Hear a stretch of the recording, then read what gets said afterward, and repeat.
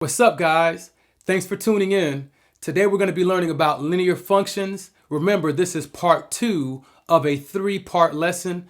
I'm hoping that you all are going to be able to learn a little bit more than what you had last time. But either way, it's about to go down.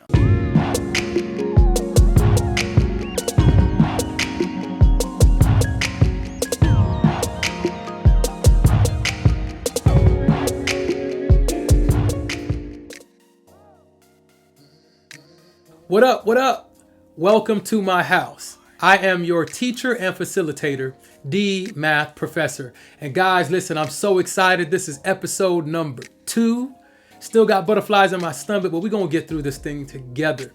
All right, today we're going to be learning about linear functions with a special focus on identifying patterns. Now, this is lesson number 2 of a 3-part series. So if you hadn't had an opportunity to watch the first episode on input and output values, I suggest that you pause the video now and go check that out. Other than that, let's go ahead and jump into today's lesson and do what we came here to do. All right, let's get it.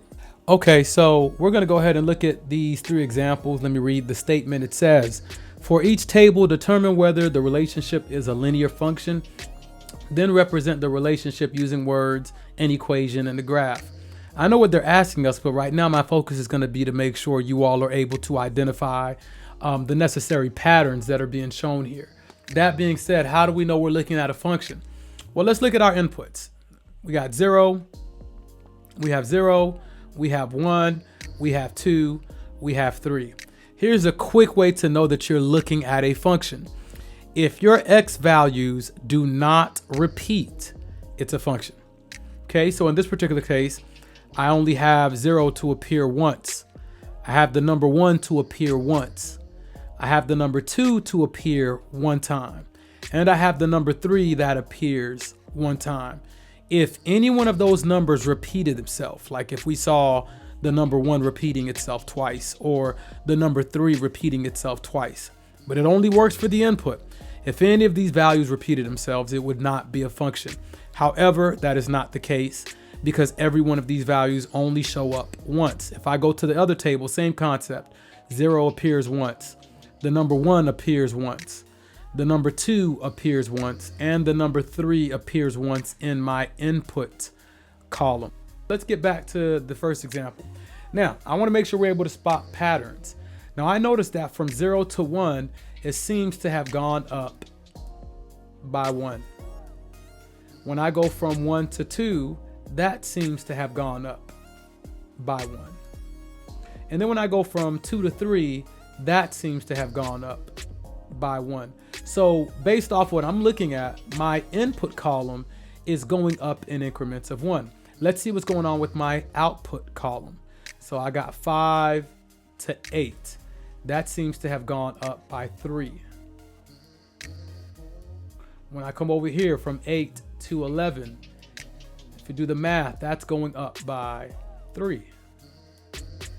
And then from 11 to 14, that's going up by 3. Again, I found my pattern here. My output values are increasing by increments of 3. And my input values are increasing by increments of 1. 0 to 1, I see that again is going up by 1. And then from 1 to 2, that seems to be going up by 1 as well. And then from 2 to 3, that is going up by 1. Then when I come over here to my output column, I got a negative 3 to a positive 2.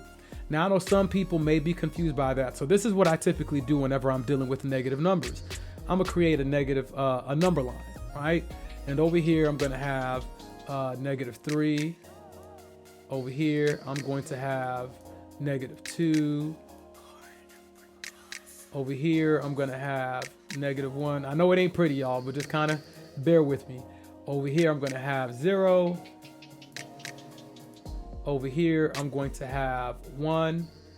And over here, I'm going to have the number 2. And so what I did was I created a number line where I started off with the very first value in my output column. And then I see that this is going from negative 3 to 2. So I stopped at 2. And so all I want to do now is just count the distance from negative 3 to 2. So let's do that. That's 1, 2, 3, 4, 5. So that's actually going up by 5. To 7, you can clearly see it now that it is going up by 5.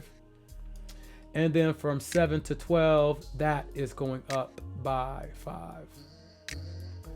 All right, cool. So we got our pattern over here. I noticed that my output values are increasing by increments of 5, and then my input values are increasing by increments of 1. Let's look at this last table here. Again, I noticed that my input values seem to be going up by 1. Now, this just so happens to be what I call the luck of the draw, guys. The input value will not always go up in increments of 1, but for today's lesson, it is. All right, so now I'm looking at 43 to 32.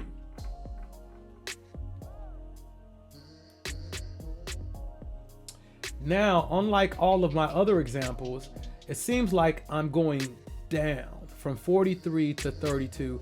It seems like I dropped, and if my math is correct, I dropped by 11 points. Okay, from 32 to 21, it seems like I'm dropping by 11. And then from 21 to 10, I am dropping by 11. So I got my pattern here.